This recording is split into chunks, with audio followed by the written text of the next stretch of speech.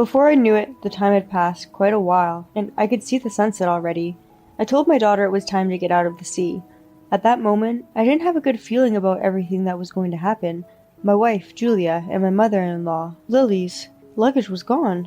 Then I heard the sound of a boat going forward, with its engines roaring. What? To my surprise, Julia had got on the boat and left me and my daughter by the sea. Hey, why are you leaving us? I swam up to the boat in panic, but even though it was a small boat, I couldn't catch up to it, and there was a possibility that I might get hurt if I tried to reach for the boat. It's not like we're related by blood anyways, so this should be fine. When I got close to the boat, I suddenly heard Julia saying that, and I was so stunned.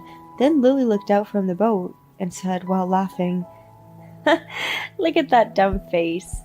Julia looks at me with disdain, and then the boat left me and my daughter behind. My name is Justin, and I am a 32-year-old house husband. I live with my wife, Julia, and our 7-year-old daughter, Rachel. Rachel is always working hard in her studies and sports, and she also practices hard every day for her piano lessons, which she has been learning since she was 5 years old. Rachel is really cute, and she is my treasure. My life with Rachel is full of happiness, but things were not going so well with Julia. Julia and I met about 10 years ago. I joined the company as a new employee, and Julia was 2 years my senior. We became close when my wife took on the role as my mentor. I was attracted to her because she worked so hard and was carefully teaching me about my job, and we naturally got into a good relationship and began dating. After 2 years of dating each other, we got married. We had a great time as newlyweds. Julia took very good care of me, and I knew that she loved me dearly. When Rachel was born, she was saying, "She's like an angel," and loved her. Because Julia loved her a lot, I thought that if Rachel says that she will get married in the future, Julia was going to faint or something. However, when Rachel was about 2 years old, Julia's attitude suddenly changed. She became very cold toward me and stopped caring about her daughter. I couldn't understand why. She would not talk to me and would not hold or talk to Rachel anymore. After about a month of this, I reached my limit and questioned Julia. "Hey, why are you so distant from me and Rachel lately? Did I do something to offend you? I don't know what's causing you to be like this, and it's really bothering me." I think I shouted something like that to Julia. That's how confused I was about the sudden change in Julia's attitude. Then Julia calmly says this, "Because that child is not mine." What? I couldn't understand what she meant. Rachel is truly our child. What are you talking about? Rachel is definitely your daughter. I told her that, but she wouldn't listen to me. "Because she doesn't look like you at all, you know." That's not true. She's only 2 years old now, so you can't really tell, but I'm sure that her resemblance to me will become more obvious in the future. "No, you're wrong. I won't be fooled. She has green eyes. Plus, her eyes are pretty big." Huh? "I have blue eyes, so there's no way I could have a beautiful baby with green eyes like this. She must have been switched at birth." My wife's shallow reasoning left me in a state of shock. No, I mean, look at me. I have green eyes, so that means she has eyes just like mine. When I said this, Julia looked a little convinced, but perhaps her pride wouldn't allow it, and she didn't agree with me. "You're probably trying to deceive me by saying that." "That's not true. You really have to believe me." Eventually, Julia asked for some time to think about it and went back to her parents' house at that time. At that time, I remember that I began to question her thoughts and began to distrust her. I wondered if we could build a proper family together as parents, let alone a marriage. After returning back to her parents, it seemed like Julia had explained the situation only from her point of view. After that, my in-laws and I had a discussion at their house, and we decided to do a DNA test to find out about it once and for all. Julia says, "Even if we don't do that, it's obvious and I know that she's not my child." But when I insisted on having the test done, she reluctantly agreed. After the test, it turns out that she was also Julia's child. My wife looked at me unconvinced, saying, "You're kidding." But my father-in-law, Pete, said, "The results came out. Why don't you just admit it and apologize to Justin?" And because Pete shouted at her, Julia finally came to her senses. "Justin, I'm sorry I doubted you. I don't know what's come over me." Julia bowed her head and apologized, so I forgave her for now. I know some people would have gone for a divorce at this point, but I had become a house husband when I got married and was not making enough money, and I felt bad about taking Rachel's own mother away from her, who was only 2 years old at the time. Besides, after all, I had married after having fallen in love properly, and I didn't want to just get a divorce right away. However, I would later regret that I should have divorced Julia at that time.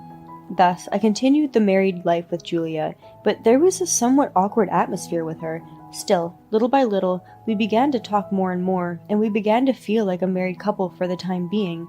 However, Julia didn't seem to be able to open up to Rachel. When I say, "Come on, Julia, play with her," she says, oh yeah, and it becomes somewhat awkward. She would play with Rachel for a little bit, but then she would immediately say, "I think fathers are better for this," and passes her to me. In the end, Julia hardly ever played with Rachel as she grew up. When Rachel was about 5 years old, she was very curious and interested in many things. She read a lot of books and other things, and always asked me questions when she didn't understand something. One day she asked me about history, and I thought Julia, who is very good at world history, would be the better person to ask, so I told her that she should ask her because she knew more about it than I did. Then, Rachel ran to Julia and asked her the question. I went out of my way to help improve the relationship between Julia and Rachel, but she turned her away by saying, "You get a better answer if you ask your father." Rachel got confused and asks, "Well, who should I ask?" I went over to Julia and said, "Hey, Rachel is asking you, so you should pay more attention to her." To this, Julia says, "You're here for this kind of thing, so if you're here, then there's no need for me." I was indeed appalled to hear her say that. I wondered why she was so reluctant to spend time with Rachel. Rachel also seemed a little lonely because she was not cared for by her mother. I tried to find a way to make our family closer, but Julie would not make time for the family. Rachel is working hard at piano and studying, partly because she is a hard worker, but also because she wants her mother to pay attention to her. My frustration towards Julia grew, and one night, I took out my frustration on her. "That's enough! Why are you trying to avoid Rachel? She's trying so hard to get along with her mother. You haven't even come to her piano recital, not once." Even when I get angry with Julia, it's as if I'm trying to get her to do something she doesn't want to do. Then, Julia just says, "I'm letting her do whatever she wants, so I'm fulfilling my role as a mother." "You're too cold for your own daughter." When I told her that, she said, "I do wonder if she really is my child." Huh? What the hell are you talking about? We had a DNA test. Even though I said that, Julia still looked unconvinced and just went back to her room. How on earth could I get Julia to change her mind? While I was worrying over this thought, Julia suddenly says, "Let's go on a trip to Hawaii with the whole family." She suggested that the 5 of us, including my in-laws and us, would go on the trip together. I was happy when I heard this. Julia was finally making time for her daughter and me. Rachel would now be able to make happy memories with her own mother. When we arrived there, Julia told me that she had booked a boat and took me and my daughter to the port. It was a small but magnificent boat, and I couldn't help but look forward to the day ahead. As we pushed the boat forward into the sea, my daughter also looked at the boat with a bright smile. Julia also has a boat driving license, so we decided to take the boat out to a nearby deserted island today. My father-in-law, Pete, wanted to buy something and to visit his friend who was living in Hawaii, so he didn't join this time. Thus, Rachel, Julia, Lily, and I decided to go to the deserted island. When we arrived to the deserted island, it was very beautiful. Rachel was very impressed. Julia had also prepared snorkeling equipment, and at first, she was happily diving into the water by herself. Then, after a little while, she invited Rachel and I to dive in with her, so I put on my gear and dove into the water, as I had done a few times before. It was Rachel's first time, so Julia was carefully teaching her. Seeing her like that made me very happy, and Julia was finally becoming more like a mother. Rachel also seemed happy to have her own mother teach her, and soon enough, she was getting the hang of it. Julia said, "I'm going to take a break," and got out of the water, so I watched my daughter to make sure she didn't go too far, and enjoyed diving under into the water with her. Before I knew it, the time had passed quite a while, and I could see the sunset already. I told my daughter it was time to get out of the sea. At that moment, I didn't have a good feeling about everything that was to happen. My wife, Julia, and my mother-in-law, Lily's luggage was gone. Then I heard the sound of a boat going forward with its engine roaring. What? To my surprise, Julia had got on the boat and left me and my daughter by the sea. "Hey, why are you leaving us?" I swam up to the boat in a panic, but even though it was a small boat, I couldn't catch up to it, and there was a possibility that I might get hurt if I tried to reach for the boat. "It's not like we're related by blood anyways, so this should be fine." When I got close to the boat, I suddenly heard Julia saying that, and I was so stunned. Then Lily looked out from the boat and said while laughing, "Ha! Look at that dumb face." Julia looks at me with disdain, and then the boat left me and my daughter behind. I quickly returned to the island and ran over to Rachel. Rachel looked terrified. "Are we stranded here?" I hugged Rachel, who was about to cry, and rubbed her back, telling her that everything would be alright, but it is hopeless to be stranded in a deserted island.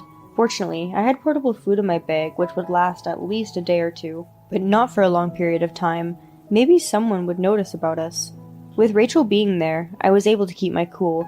Let's warm up for now. We would catch a cold since we were both wet from snorkeling in the water. I wiped Rachel's hair and body thoroughly with the towel I had brought and dressed her.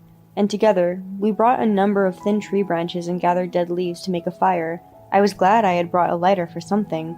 As I lit the fire with the lighter, it gradually spread to the dead leaves and tree branches. In this way, we managed to warm ourselves. But what if help never came? I couldn't shake the feeling of anxiety. It was at that time, about 2 hours after Julia left us, a small boat came towards us. I stood up hurriedly, waved my hands and shouted, "Help!" over and over again. The boat stopped near us, and the owner of the boat came over to us.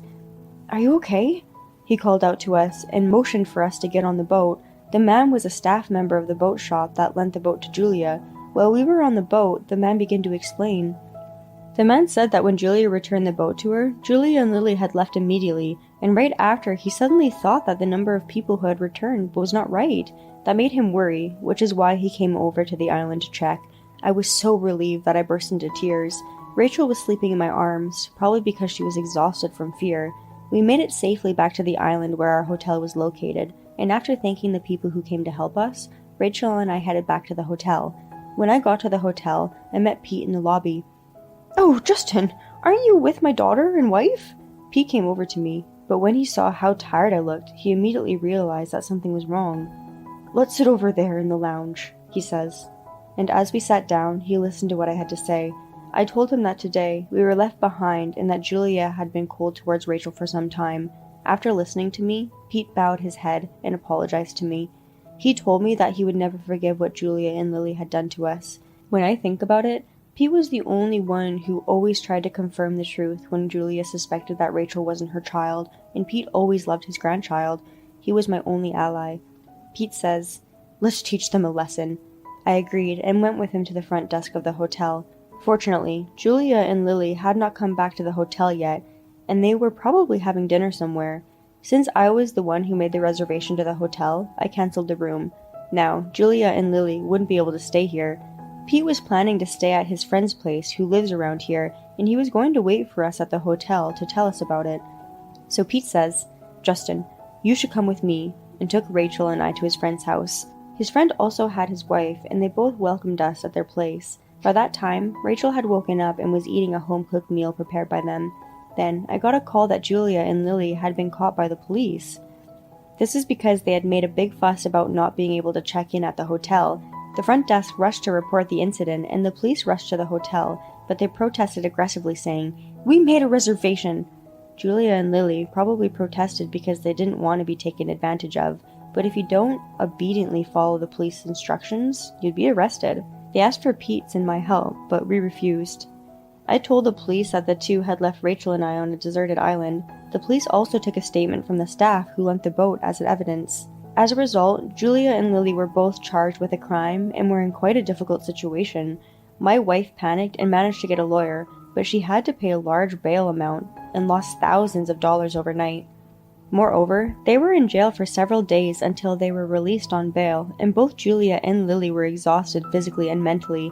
It's a great feeling to get back at them like this, because if the boat staff had not come at that time, Rachel and I would have suffered much worse. Rachel and I returned home ahead of the others, packed our belongings, and went back to my parents' house. Then, I confronted Julia, who returned right after us, with divorce papers through my lawyer, and also demanded alimony for the emotional distress she had caused my daughter and I. At that time, I asked her through my lawyer why she did what she did, and why she didn't pay any attention to her own daughter until now. According to the lawyer, Julia told me that she had suddenly lost all love for our daughter when she suspected that she was not her child. I was appalled and shocked to hear this. Even though a proper DNA test had been done, she still couldn't believe that Rachel was her own child. I regretted a little that I should have separated Rachel from such a horrible mother way earlier. Julia was left to pay alimony and child support to me after the divorce, which left her in debt. Furthermore, I reported this incident to my former boss, who still works for the same company. So Julia's disgusting behavior quickly spread throughout the company, and she was identified as the person who tried to leave her husband and child to die.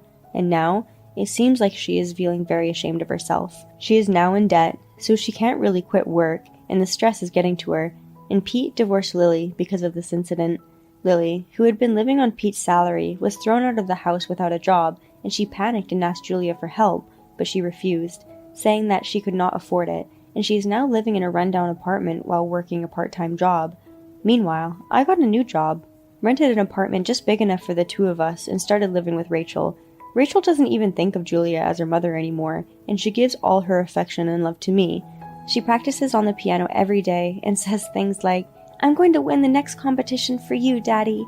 I'm going to work hard and earn money so that Rachel, who is so lovely and kind, can do what she loves with all my power. Leaving them on a deserted island is definitely a crime. I think Julia and Lily should be in jail, but I am so glad that Pete was a decent man. I hope Justin will continue to be happy with his daughter, Rachel. Thank you for watching until the end. Please subscribe to our channel. See you in the next video.